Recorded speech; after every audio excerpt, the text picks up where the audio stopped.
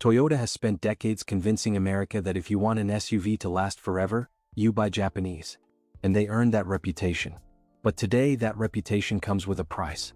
Because while buyers fight over high-mileage 4Runners and Sequoias, there are American SUVs quietly crossing 200,000, 250,000, even 300,000 miles without the Toyota premium. I found 7 that deserve your attention. And number 1 has nearly 3 times the average SUV's chance of reaching 250,000 miles. So before you pay the Toyota tax, look at these. Number 7, the Jeep Wrangler Unlimited. I know what some of you are thinking. A Jeep on a longevity list? Yes. But there's something most used Wrangler buyers get completely wrong. The biggest threat to a Wrangler often isn't the Wrangler. It's the previous owner. These vehicles attract modifications like almost nothing else on the road. Lift kits, oversized tires, aftermarket suspension, winches, cheap electrical accessories, homemade wiring, and owners who actually use them hard off-road. That means 2 Wranglers with exactly the same mileage can have completely different futures. A stock Wrangler with 130,000 miles and a documented maintenance history may have years of useful life ahead of it. A heavily modified Wrangler with 70,000 miles may already be exhausted. Oversized tires increase stress on wheel bearings, steering components, axles, and suspension. Cheap lift kits can destroy suspension geometry. Bad electrical modifications create problems that can take hours to diagnose. And serious off-road use can punish everything underneath the vehicle without ever hurting the engine. That's why if I were shopping for a used Wrangler, I'd want the most boring one I could find. Factory wheels, reasonable tires, stock suspension, no mystery switches drilled into the dashboard, no questionable wiring hanging underneath, and no evidence that the previous owner spent every weekend trying to bury it in mud. Get underneath it. Look for impact damage. Check the differentials for leaks. Look at the suspension. Check the tires for uneven wear. Then drive it at highway speed. If you're constantly correcting the steering just to keep it in the lane, don't let somebody tell you they all drive like that. The Wrangler earns number 7 because the right one can survive for a surprisingly long time. But remember this, with a used Wrangler you're not just buying the vehicle. You're buying everything the previous owner did to it. Number 6 is completely different, because its biggest advantage is hiding underneath the body. Number 6, the Ford Expedition.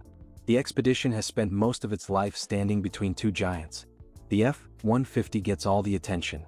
The Toyota Sequoia gets the durability reputation. And the Expedition quietly sits between them. That can be very good news if you're buying used. Because underneath that 3-row family SUV is truck-based engineering designed to tow, haul weight, and travel long distances. And the longevity numbers are better than many buyers realize. One large-scale lifespan analysis estimated the Expedition's potential lifespan at roughly 244,000 miles. That put it remarkably close to the Toyota 4Runner in that particular dataset. Think about that.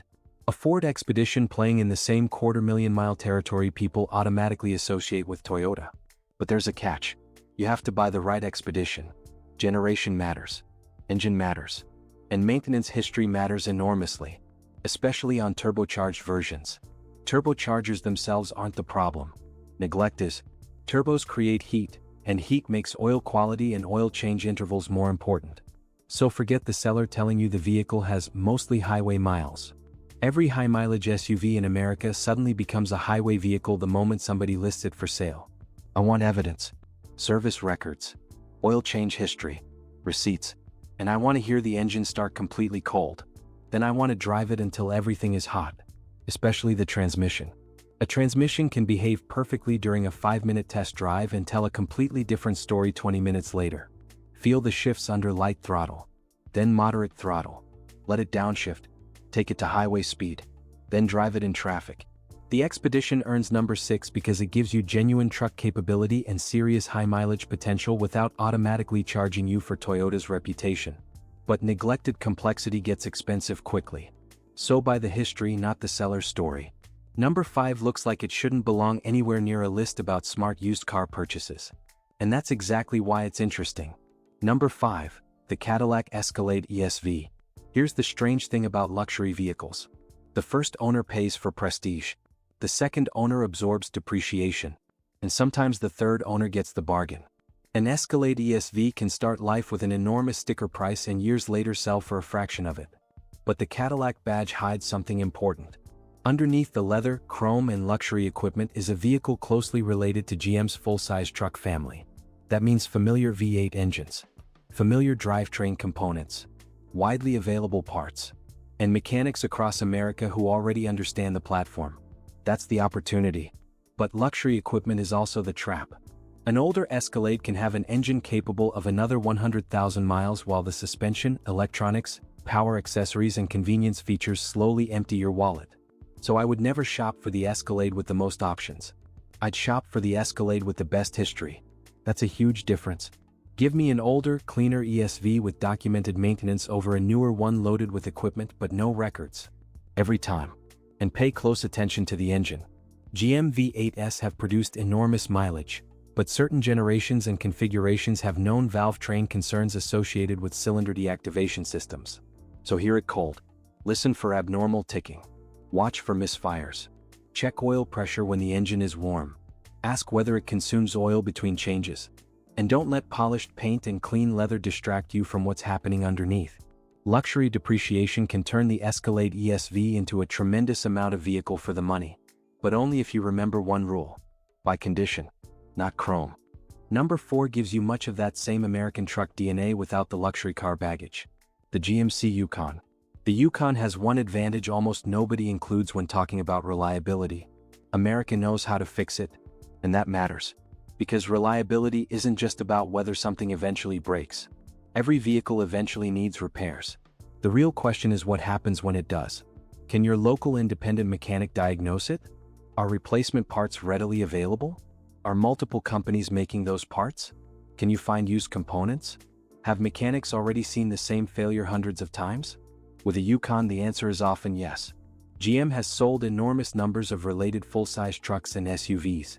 That creates an entire repair ecosystem around the vehicle. Part stores know them. Independent shops know them. Salvage yards know them. And mechanics know their common problems. That becomes increasingly valuable as a vehicle ages.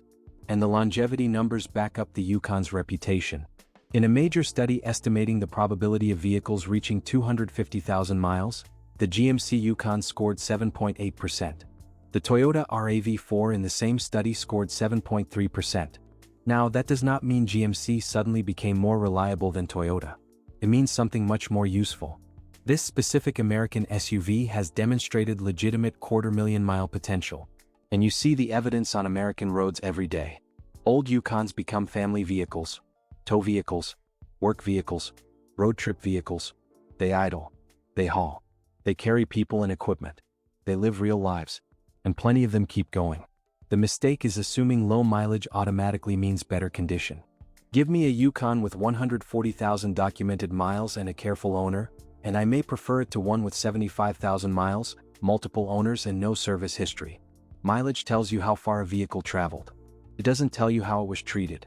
For a Yukon, I care about 3 things immediately: engine noise, oil pressure when hot, and transmission behavior. If those are healthy and the service history makes sense, the Yukon becomes a very compelling long-term ownership proposition. Its secret weapon isn't perfection. It's repairability. And number 3 may be the best-known example of that philosophy in America. Number 3, the Chevrolet Tahoe. If somebody told you their Tahoe had 250,000 miles, would that really surprise you? Probably not. And that tells you a lot. Tahoes have spent decades as family SUVs, police vehicles, government vehicles, tow rigs, airport vehicles and work vehicles. They get used, art, and old ones are still everywhere. That's exactly why the Tahoe teaches an important lesson about reliability. Never ask, is the Tahoe reliable? That question is too broad. Which Tahoe? Which year? Which engine? Which transmission? And who maintained it? Because a durable platform is not the same thing as a flawless vehicle. The Tahoe has had excellent configurations. It has also had configurations I would approach much more carefully. Certain GM V8 applications have known valve train concerns. Transmissions can become expensive when abused or neglected. Cooling systems age. Suspension components wear. And towing changes the kind of life a vehicle has lived. But when you find the right combination, the Tahoe can accumulate enormous mileage. Longevity studies have estimated the Tahoe's potential lifespan at more than 250,000 miles. That is serious territory. And this is where Toyota's reputation can actually work against a used buyer. Put a 100,000-mile Toyota SUV beside a 100,000-mile Tahoe. A lot of buyers look at the Toyota and think, barely broken in. Then they look at the Tahoe and think, getting old. That perception affects price. And price creates opportunity. If the Tahoe has strong maintenance records, stable oil pressure, a healthy cooling system, no suspicious engine noise, and a transmission that behaves properly when hot, high mileage alone doesn't scare me. What scares me is the seller who proudly says, I never had to do anything to it. That sounds good. Sometimes it means the vehicle was reliable. Sometimes it means nothing was maintained. Those are very different things. The Tahoe earns number 3 because the right drivetrain combined with widespread parts and repair knowledge can keep these SUVs alive for an incredibly long time. Maintenance history beats mythology. Remember that. Because number 2 takes the same basic formula and turns everything up. The size, the capability, and the mileage. Number 2, the GMC Yukon XL. The Yukon XL is unapologetically huge. It's long. It's heavy. It drinks fuel. And if you live alone, never tow anything, and spend your life squeezing into downtown parking spaces, you probably shouldn't buy one. But if you actually need what it does, things get interesting. Because these vehicles were built for work. Large families, trailers, long road trips, passenger transport, heavy loads, businesses. They weren't designed to spend their entire lives making 3-mile trips to the grocery store. And long-wheelbase GM SUVs have repeatedly shown serious high-mileage potential. The Yukon XL has been estimated to have about a 9% chance of reaching 250,000 miles. That's more than twice the overall SUV average in the same analysis. An earlier lifespan study estimated its potential life at roughly 252,000 miles. Those are serious numbers. But here's where buyers get confused. Long-lasting does not mean cheap to operate. A Yukon XL still needs large tires, large brakes, a lot of fuel. And when a major component fails, you're repairing a full-size truck-based SUV, not an economy car. So don't buy one simply because the purchase price looks attractive. Buy it because you need the capability. If you need 3 rows, towing capacity, real cargo room, and something built for long-distance work, a clean Yukon XL can make enormous sense. And high mileage can actually work in your favor. A lot of buyers are scared of a big American SUV with 140,000 or 160,000 miles. That fear can create a discount, but only if the previous owner maintained it.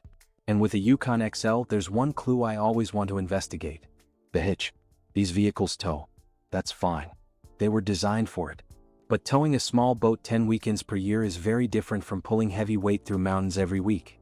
Look at the hitch. Look underneath. Look for signs of hard use. Then compare the use with the maintenance history. Somebody worked the vehicle hard and maintained it accordingly, good.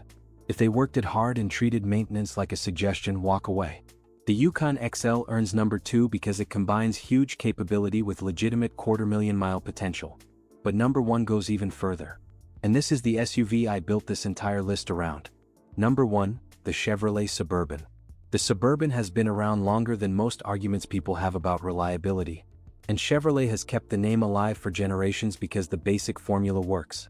Big body, truck-based hardware, massive interior, engines designed to move serious weight, parts everywhere, mechanics everywhere, and decades of real-world evidence.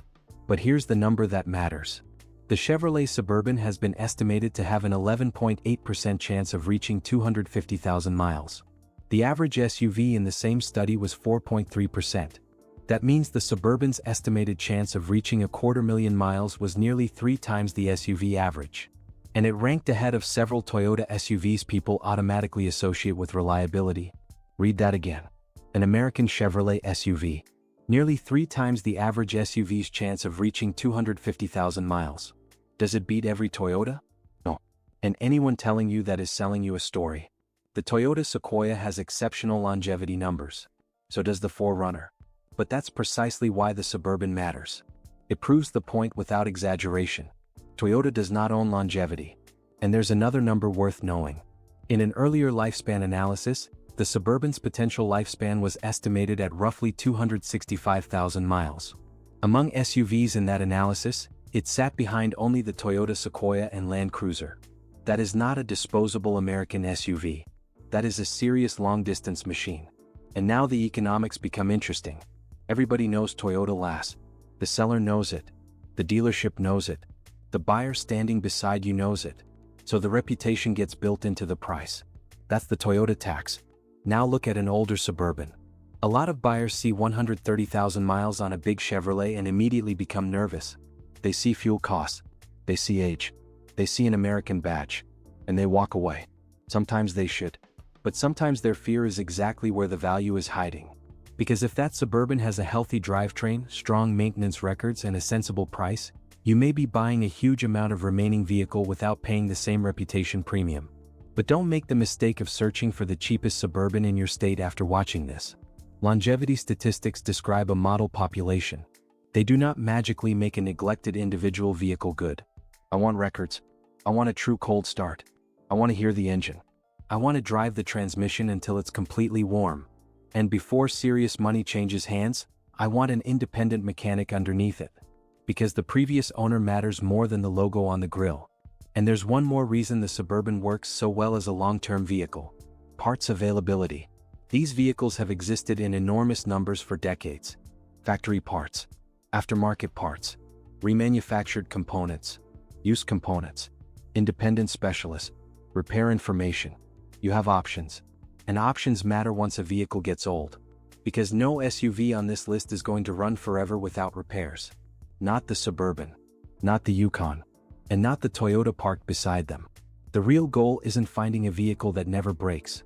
It's finding one that has proven it can survive serious mileage, whose problems are understood, whose parts are available, and whose repair costs don't automatically force you to give up on the vehicle. That's a much better definition of long-term ownership. So let's run through the 7 one more time. Number 7, the Jeep Wrangler Unlimited. Buy the boring one. Stock, clean, and preferably untouched by somebody's off-road imagination. Number 6, the Ford Expedition. Real truck capability and serious mileage potential without automatically paying Toyota money. But maintenance history matters enormously. Number 5, the Cadillac Escalade ESV. Luxury depreciation can hide proven GM truck hardware underneath. By condition, not chrome. Number 4, the GMC Yukon. Its biggest advantage isn't that nothing breaks. It's that America knows how to fix it. Number 3, the Chevrolet Tahoe. A durable platform with enormous high mileage potential when you choose the right drivetrain and the right history. Number 2, the GMC Yukon XL. Huge, thirsty, and unnecessary for some buyers. But if you need its capability, it can be remarkably difficult to kill. And number 1, the Chevrolet Suburban. One of the strongest American answers to the idea that a 250,000-mile SUV has to wear a Toyota badge. So should you stop buying Toyota? Absolutely not. That would miss the entire point. Toyota still builds some outstanding long-lasting SUVs. What you should stop doing is buying a reputation without inspecting the vehicle underneath it. Because the smartest used car buyer doesn't ask, what brand lasts the longest? He asks, which specific vehicle gives me the most remaining life for my money? That question changes everything. Sometimes the answer will be Toyota. Sometimes Toyota deserves every dollar of the premium. But sometimes the better buy is the Tahoe everybody ignored. The Expedition with complete service records. The Yukon that spent its life cruising highways. Or the Suburban that one owner maintained obsessively for 15 years. Buy the vehicle, not the badge. And before you buy any used SUV, spend the money on an independent pre-purchase inspection. Let someone with no financial interest in the sale put it on a lift. Scan it. Check for leaks. Inspect the suspension. Look for hidden damage. Drive it. A couple $100 before the purchase can save you thousands afterward. And if the seller refuses the inspection, walk away. That may be the cheapest repair you ever make. Because the cheapest vehicle to own isn't always the cheapest vehicle to buy. It's the one you don't have to replace. And in the next video, I'm going in the opposite direction. The American SUVs that look like bargains on the used market but can bury you in repair bills. Some of them have great reputations. Some have dangerously attractive prices.